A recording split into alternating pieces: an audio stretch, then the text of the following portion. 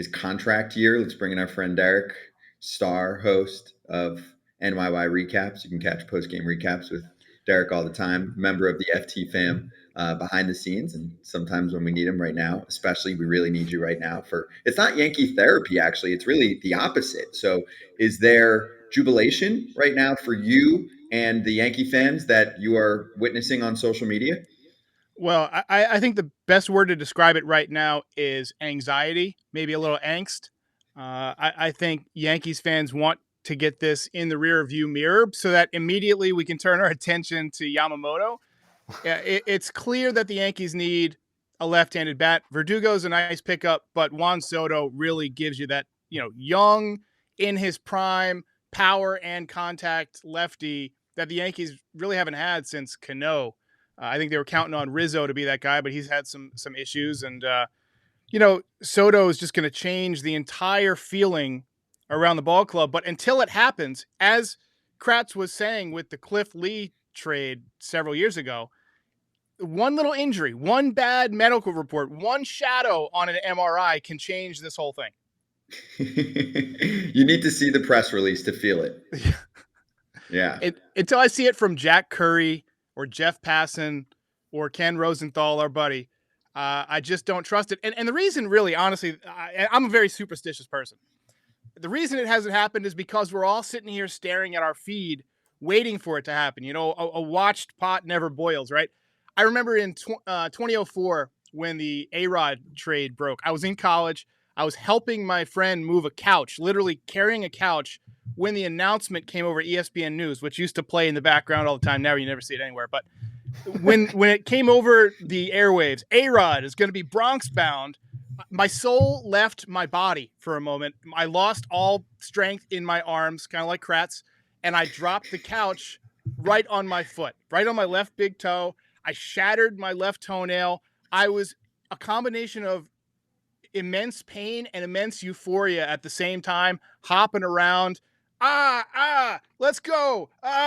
And then when Giancarlo Stanton broke, I had just come back from a hot sauce eating contest that my friend, who's a hot sauce aficionado, had put on, and he needed one more person for it. I have a rough constitution. I can't do this, and so I had to stop at Walmart on the way home and kind of empty the tank, so to speak.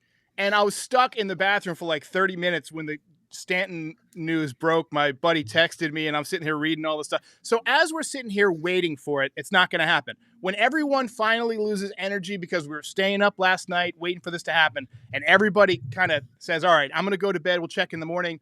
Then we're going to get the tweet from Ken Rosenthal, deal official. Boom. There you go. Yeah, I feel good about it. I mean, but I'm not emotionally attached like you are, so I'm just like, yeah, it'll happen. Most of them happen, 99% chance. So let's like really grind this out on a couple fronts. So the two things I want to get your immediate reaction to are number one, on the offensive side. Do we feel good about what's been constructed lately? Do we feel like more needs to happen when you look at a lineup that will be around, say, LeMahieu, Soto, Judge, Rizzo, Giancarlo when he's healthy, Verdugo, Glaber, Trevino, or Wells, and Volpe? Do you feel like you have the balance? Do you feel like you're good there and you just get to attack the pitching side? Let's start there and then we'll get to defense. Sure. So the balance is definitely going to improve with Verdugo and Soto. The question is Wells going to hit? Is Rizzo going to recover from his post-concussion syndrome? He did nothing last year for about 2 months when he was trying to play through it. They're saying that Giancarlo Stanton is dropping some weight and he's, going to have a big year. I'll believe it when I see it. I still feel like there's something in the organizational philosophy that probably needs to be tweaked. I know that they're saying this audit and all that stuff is not going to take effect until the following season, so that worries me a little bit. But I do feel like just having Soto in front of Aaron Judge, if you have them both healthy all year, that's going to be another 30 or 40 RBIs for Aaron Judge just because of how many base runners he's going to have on for him. Soto's going to walk in front of Judge a ton of times, or they're going to have to pitch to Soto in front of a Judge, and that's dangerous. So I'm feeling a little bit better. I liked what I saw from Dominguez down the stretch, and we know that like the lineup on opening day isn't always the lineup that we're going to see at the end of the season should the team make the playoffs. I'm counting on when I'm thinking about the lineup, I'm thinking about the lineup going into the playoffs, right? I'm thinking Dominguez in center as a switch hitter at the top of the lineup, then maybe Soto in the number 2 spot, Judge in the number 3 spot. And Judge has been in the number 2 spot for a while, but I like having Soto hit in front of him, and I like having that true switch hitting leadoff guy who's very selective as well in Dominguez. I think once you get Dominguez back and you got Soto and Judge, I mean, that's a very tough top 3 in the order. What happens from there, we'll see. Is Rizzo going to hit? Is he going to stay healthy? Is Stanton going to stay healthy? Verdugo, I think, is probably going to, be what Verdugo is. He is playing for a contract in a contract year. Gleyber Torres in a contract year. Soto in a contract year. So a lot of guys in a contract year, Kratz can tell you, guys in a contract year will put in that extra gear, right, to try and put up big numbers. They'll maybe play through something. So I like where we're headed, but I've got to see it first. So what you're saying is you're going to move your cornerstone captain out of the spot in the lineup that he has had extreme success because of a 1-year rental, because you think Juan Soto is going to get on so much more that Judge is going to have 30 or 40 more RBIs? I do. I think he's going to have. Well, then he had this. I mean, think about what he did this. He missed half a season. He's going to probably play, a lot more games next year, assuming that the toe is better, and he's just going to have someone on base in front of him a lot more than he had this year. I mean, the Yankees didn't have a leadoff guy this year. Contract year, entering your team at 25 years old, that's freaking awesome. That doesn't come around often, even for one season. There's a couple of things that I think the Padres fans are going to love. First of all, Mike King has got filthy stuff. Go back and watch the highlights of him pitching against the Toronto Blue Jays, and I believe his second start from the end of the season, second or third start from the end, struck out 13 guys over 7 innings. Kyle Higashioka, underrated part of this trade, really reliable backup catcher, surprising pop. He'll hit the big home run now and then, and he's a good kid. He's in there all the time. He's played as a starter for extended stretches, and I think the backup role suits him. Johnny Brito as a pitcher has good stuff, but I don't see him as anything more than like a number 5 starter, really. Same with Vasquez. Vasquez has kind of an unorthodox pitching motion, and I worry about his arm. Drew Thorpe is the wild card because he was the Yankees pitcher of the season or pitcher of the year in the minor leagues. But we heard Kyle Glazer, who came on a couple of weeks ago, compare him to Chris Paddock, which is why I'm surprised he's even in this move, because Chris Paddock came up with the Padres. They got rid of him. He's a changeup guy, right? So 92, 93 tops with the fastball. These days, that doesn't necessarily get it done.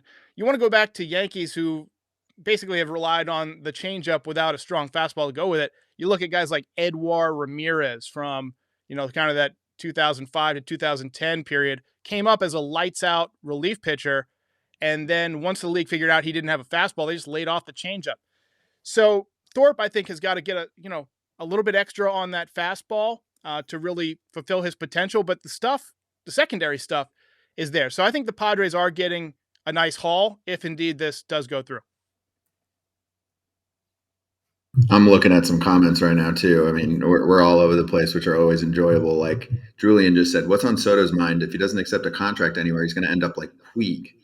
Julian, Juan Soto turned down $440 million. You can make a debate on if that was the right decision or not. I also think that he didn't want to necessarily stay in DC, but if he even does what he did just this past season, I think he'll actually be better this coming season with the Yankees if he's healthy. He is going to command $450+ million in the open market and be the most coveted free agent in the offseason next year, especially position player wise. If Wheeler ends up being a free agent on the pitching side, great. But I'm just saying, Juan Soto does not come around very often. There's also teams with regret.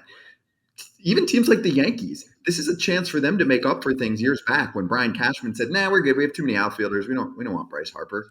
Huh? So let me ask you this, Kratz.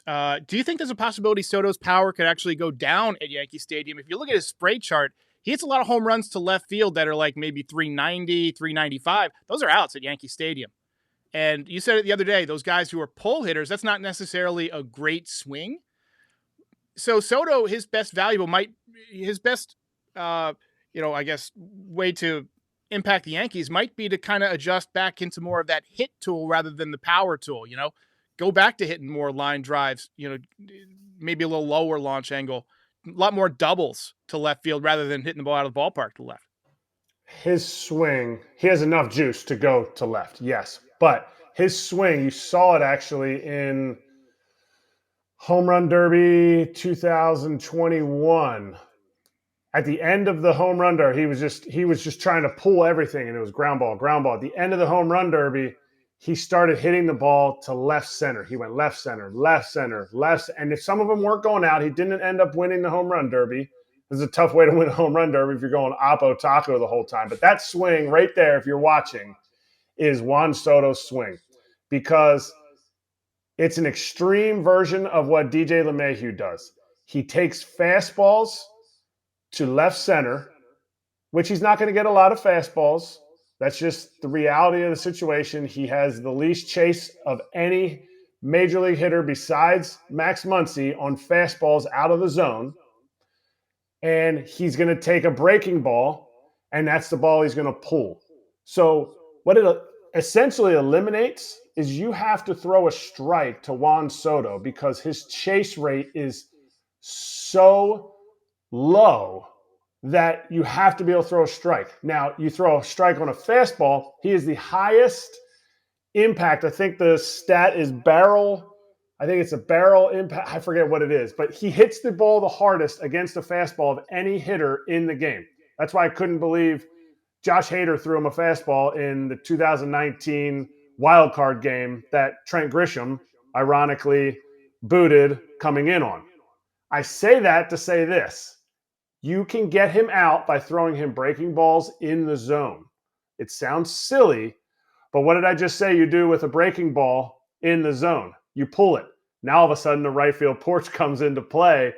So to attack him in Yankee Stadium is going to be different than the way you attack him in Fenway.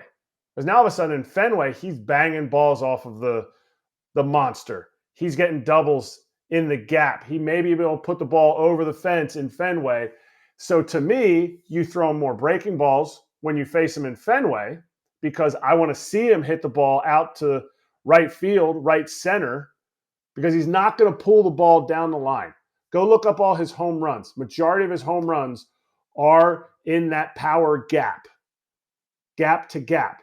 So I'm going to face him two different ways when I'm the Red Sox. When I am, Toronto, you can hit homers out of Toronto anywhere, but so it changes. So to answer your question, yes, I think Yankee Stadium might actually, if teams look at it and dissect the numbers, I think Yankee Stadium could actually, because he's such a good hitter, squash some of his power.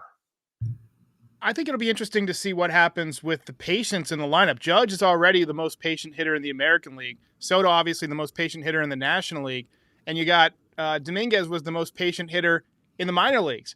So you put those three at the top of the order. They're seeing a lot of pitches, getting a good look at that pitcher's repertoire in the first inning.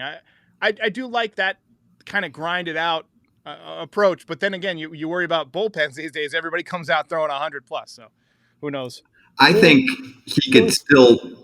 I think he's still learning the aggressiveness balance. I still think there's like a tick or two that he can go towards where he can be like, you know what, I'm not going to take a pitch here and there that I might have in the past, right? There's been times, I feel like the only time where he seemed a little bit off is he's so passive, right? And maybe not getting a few calls his way. And you're like, damn, dude, I feel like you can handle that pitch. I know it's easier said than done. Kratz, you're the former player on here, but that gets talked about a lot, even by teammates too. Obviously, Brzezinski, who's on with us all the time, always says that. He's like, I need a little more aggressiveness from you. Easy to say for a guy that obviously liked to swing the bat. But I do feel like he maybe goes over to New York, sees some pitches that he might not have seen in the past. And I know he's coming from a good lineup anyway, but I just think if he's healthy, he's going to have a monster season. And this is a guy who was almost a 6-win player, like I mentioned, one of the top hitters, if you're going on some of the metrics and just from the eye test. I mean, this is a bona fide superstar in a contract year who has delivered in clutch moments too, starting when he was a young player with the Washington Nationals and a World Series winning player. Think about this. All the lights on him, a team that's coming off a really shitty season, and he gets to go there and try and prove to the world that he's worth $500 million. If he stays on the field, this is going to be a monster year for Juan Soto. I can't see us suddenly going, oh, dude couldn't handle New York. Or, I just don't see any of that occurring, where it does happen with other players when they go to certain teams in the Northeast, right? We've seen that how many times with, this is not a Gallo situation. This is not Jason Bay going to the Met. Like, this is none of that stuff, okay? He is so much bigger than that. I truly believe in that. His process is so damn good. And I do think there's still another level. He's 25 years old. He's younger than Josh Young, who was the probably second best rookie in the American League this year. He's like almost a year younger than Josh Young, who was like second to Gunnar Henderson in terms of position player AL rookies. He's younger than Estevan Florial, who's like one of the Yankees' like up and down prospects for the last few years. It's unbelievable how young this guy is. Look, I'm just super excited to see the Juan Soto shuffle in Yankee pinstripes. I'm excited to see what kind of reception he'll get. I can't wait for that first curtain call. I think he's going to love playing in New York. I mean, just watching him play from afar, he seems like a guy who's all smiles. He's full of life. And New York really responds to that. We love guys with personality. And I just think that he's going to be an instant hit. Now, the question is, are the Yankees just going for it this year? Because if you get Juan Soto, and they're apparently still in for Yamamoto, looking to go past the $300 million final, the Steve Cohen level tax, if you believe the reports, and the Yankees going for it can be a scary thing. We saw that in 2009 when they brought in CeCe, they brought in Teixeira, they brought in AJ Burnett, they brought in Nick Swisher. The Yankees going for it, it's like a cheetah going for the kill, trying to run down that gazelle, man. It's like Mike Tyson getting in the ring. He's either going to knock you out or he's going to bite your ear off. He's going to be a problem either way. That's what when the Yankees are flexing that financial money and going all in, they're a problem.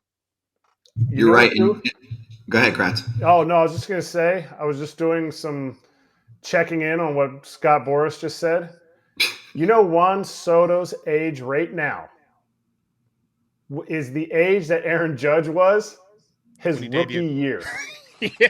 Like, are we kidding? Like, this is what you're getting into, and I think he's just I don't think he's done what he is capable of doing. But I'm also super in on Juan Soto. The first time I ever saw him play was 2018 when I saw him and Acuna, and I said he was going to be better than Acuna for the duration of his career. So right now I'm wrong. Is he about the same age, Acuna? Yeah. Roughly? I think Acuna's a tick older. Yeah, Acuna's a little older. I think Acuna's a year older, but I'd have to look at that. If you had to pick a player for the rest of their career, you can draft one of those two guys for your team. Would it definitely be Acuna? I mean, or would it be Soto? Now? Like, not right now. Considering anything that happened, everything in right? the past that we know has happened, like who projects better over the next decade and a half?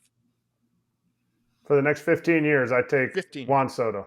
I mean, that has been my stance, so I have to stick to it. I have a bet that's been going since 2018, and I just talked to the guy, and he was like, "Well, it doesn't look like it's going too well for you," and I'm like, "Hey, this is a lifelong bet." Also, I think the aging process will work differently for those two players. Exactly. Acuna is the total package, but also the legs portion of your game changes. Everybody says it won't change. Every single player loses that eventually. And Juan Soto has a skill set, I think, that will age very well. And hey, Acuna cut down Ks a lot. His plate discipline has gotten significantly better too. But still, I understand what you're saying. Like, I mean, the amount of the way that Acuna uses his legs eventually leads to greater injury risk long term. And also, I just think in terms of Soto's hit tool and plate discipline, I do think he's got an edge there. It's not a massive edge anymore, but it's an edge still. So I'm with you. And I freaking love Acuna. And I was asked this question all the time 5 years ago, Kratz, and I will say it's on the record on some TV channel that you have to pay a lot for. But I picked Acuna back then, but now we've just gotten 5 incredible years of Acuna. I'm looking forward for the next 10 years. I'd probably take Soto. One thing I love about Soto, as opposed to some of the other guys the Yankees have, he's got a very normal-sized human body, right? Which means a normal-sized strike zone. I mean, he's what? He's like 6 foot tall, right? How tall is he? Somebody pull that out. He's got to be. He can't be That's more a big than. Boy. He's 6'2", 225. Listen, is he really? He's all that. He's still not 6'7", right? I mean, Okay. The Gallos, the Stantons, the Judge, these guys have enormous strike zones. I think that 5 inches probably makes a big difference in terms of having to cover pitches. And if anybody knows about 5 inches making a difference, it's Eric Krasser. Yes. Well, Todd Frazier is going to be on the show tomorrow, and he is the biggest fan of 4.5 with the extra length on the bases. If there's a superpower, and if you're listening and you have kids that are learning to play baseball, there's a superpower. Everybody talks about hit for more power, hit for more power. If you can control the strike zone, and it's so hard to do when you're coming up through, little league, high school, even college, guys are getting more off of the plate. It's not fair. Oh, the big league guys, they have, their strike zone. When you learn the strike zone, and that means you learn your strike zone, what you can do damage on, that is the greatest superpower that you can teach any kid. Because if the kid doesn't have power, he's not just going to miraculously develop power as a 5'5" hitter. There's one Jose Altuve. But controlling the strike zone will play for as long as you have vision, it will play for the rest of your career. And that's where I feel like Juan Soto is going to have a better career overall, because he doesn't need to rely on essentially your legs are gimmicks. You saw what happened to Acuna in last year, 2022. Great year. I mean, he had a good year, but he did not have an MVP type of year. And what everybody say, oh, his knee wasn't healthy. Well, guess what? When you're 30, your knee ain't that healthy, just in general. Like you're just, you're going to have residual issues with that. You're going to be like, oh, I got to stretch this thing out a little bit. The old knees are barking. Yeah. I feel like a lot of times in recent years when the Yankees get somebody, it's like, if this guy can stay healthy this year, he could be great. If this guy can return to form, he'll be great. There's none of that shit with Juan Soto. He plays 150 plus games every year. The guy posts, which is super important to me, and it's super important to fans. And Yankees fans complain a lot about the lineup changing every day. It seems like the lineup changes every single day. There's probably 145 different lineups last year. Just having Soto in there to anchor whatever spot he's in, I think is going to make a big difference. And by the way, so who was it? Someone just said in the chat, no, Acuna is younger. G Poppy, no, you're wrong. Acuna is about to turn 26 years old in 2 weeks, and Juan Soto turns 26 years old after this coming regular season. So, sorry. They're close, but it's almost a year apart. Derek, we got another guest flowing in a sec, so appreciate you as always. And for anyone that loves what's coming out of his mouth and wants to hear more on the Yanks, NYY recaps, obviously we post about it. You'll see, his Twitter pop up and the YouTube channel and the whole deal. Go support the fam. Yes, Kratz? I got one question. I saw a guy today. He goes, if this Soto trade goes down, I'm going out to get a Yankee Soto jersey. Is there such a thing as a Yankee Soto jersey, or is it just another jersey with someone's number on it? It could be a Jimmy Key jersey. It could be a Harrison Bader jersey. It could be Robinson Cano's first jersey. It could be a Roger Clemens jersey. 22, no name. So you don't need. It could be Ellsbury. A Jacoby Ellsbury jersey. Yeah. So just hope you saved yours. Just recycle your Jacoby Ellsbury jersey or your Chase Headley jersey, whichever one. I guess Chase Headley was 12, but I have a 12 jersey because that was the number that Roger Clemens wore when he first got to the Yankees before he switched it to 22, and I wore 12 in high school, and I just kept that jersey. It's too small for me now. I've put on a lot of weight, but I got it hanging on my wall. There you go. Love it. Derek, appreciate you, man. Appreciate it, guys. And good luck to you.